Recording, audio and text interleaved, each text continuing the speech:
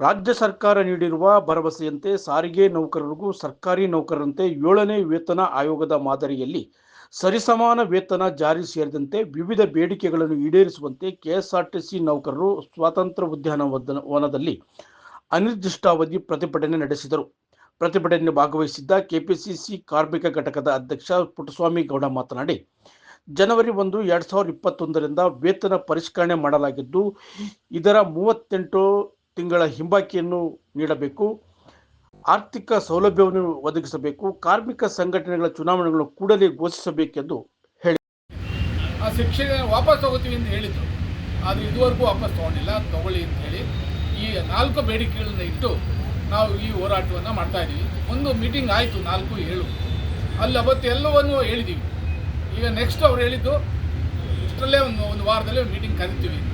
ವಾರ ಹೋಗಿ ತಿಂಗಳಾಗ್ತಾ ಬಂತು, ಇದುವರೆಗೂ ಕರೆದಿಲ್ಲ.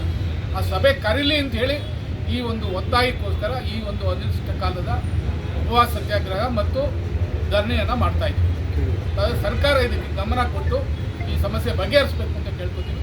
ನಾನು ಎಸ್ ನಾಗರಾಜು, ಪ್ರಧಾನ ಕಾರ್ಯದರ್ಶಿ KBNN ವರ್ಕರ್ಸ್ ಫೆಡರೇಷನ್, ಪುಟ್ಟಸ್ವಾಮಿಗಳು ಮಾತಾಡ್ತಾರೆ. ಮಾನ್ಯ ಮುಖ್ಯಮಂತ್ರಿ ಮತ್ತು ಉಪಮುಖ್ಯಮಂತ್ರಿಯಲ್ಲಿ ಮನವಿ ಮಾಡ್ತೇನೆ, ಏನು ನಮ್ಮ ಸರ್ಕಾರದ ಪ್ರಣಾಳಿಕೆಯಲ್ಲಿ ಸೇರಿಸಿದ್ದೀರಿ, ಇವ್ರನ್ನೂ ಕೂಡ ಸರ್ಕಾರಿ ನೌಕರರು ಅಂತೇಳಿ ನಾವು ಕನ್ಸಿಡರ್ ಮಾಡ್ತೇವೆ, ಸಮಾನ ವೇತನ ಕೊಡ್ತೇವೆ ಅಂತೇಳಿ ಮಾತು ಕೊಟ್ಟಿದ್ರಿ.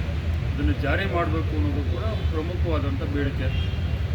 ಎರಡನೇದು, ಅನೇಕ ಸಂಘ ಸಂಸ್ಥೆಗಳು ಉಟ್ಕೊಂಡು ಕೂಡ ಯಾರ ಜೊತೆಲೂ ನೀವು ಚರ್ಚೆ ಮಾಡೋಕ್ಕಾಗ್ದೇ, ಮಾನ್ಯತೆ ಇಲ್ಲದೇ ನಿಜವಾದ ಸಮಸ್ಯೆಯನ್ನು ಕಾರ್ಮಿಕರ ಹತ್ರ ನೀವು ಹಂಚ್ಕೊಳ್ಳಿಕ್ಕೆ ಸಾಧ್ಯ ಆಗದೇ ಇರೋದ್ರಿಂದ ಏನು ಸುಪ್ರೀಂ ಕೋರ್ಟ್ ಸೈಟೇಷನ್ನು ಕೂಡ ಇದೆ, ಚುನಾವಣೆ ಮಾಡಿ ಅಂತೇಳಿ.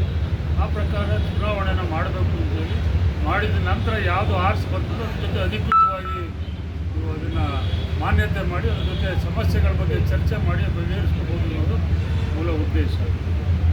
ಮತ್ತೊಂದು ಸಣ್ಣ ಪುಟ್ಟ ಸಮಸ್ಯೆಗಳಿದ್ದಾವೆ, ಅವನ್ನೆಲ್ಲವನ್ನೂ ಕೂಡ ಮಾತಾಡಬೇಕು ಅಂತೇಳಿ ಪ್ರಯತ್ನ ಮಾಡಿದರೂ ಕೂಡ ಮಾತುಕತೆಗೆ ಬರದೇ ಇರೋದ್ರಿಂದ ನಾನು ಸಾರಿಗೆ ಸಚಿವರು, ಮಾನ್ಯ ಮುಖ್ಯಮಂತ್ರಿಗಳು, ಉಪಮುಖ್ಯಮಂತ್ರಿಗಳಿಗೆ ಮನವಿ ಮಾಡ್ತೇನೆ, ಈಗಲಾದರೂ ಕೂಡ ಕಾಲ ಮಿಂಚಿಲ್ಲ, ದಯಮಾಡಿ ನಮ್ಮ ಒಕ್ಕೂಟದ ಸದಸ್ಯರನ್ನ ಕರೆದು ನೀವೇ ಹೇಳಿರ್ತಕ್ಕಂಥ ಪ್ರಣಾಳಿಕೆಯಲ್ಲಿ ನೀವೇ ಹೇಳಿದ್ದೀರಲ್ಲ ಅದನ್ನು ಜಾರಿ ಮಾಡಬೇಕು ಅಂತೇಳಿ ನಾವು ಮನವಿ ಮಾಡ್ತಾ ಇದ್ದೀವಿ.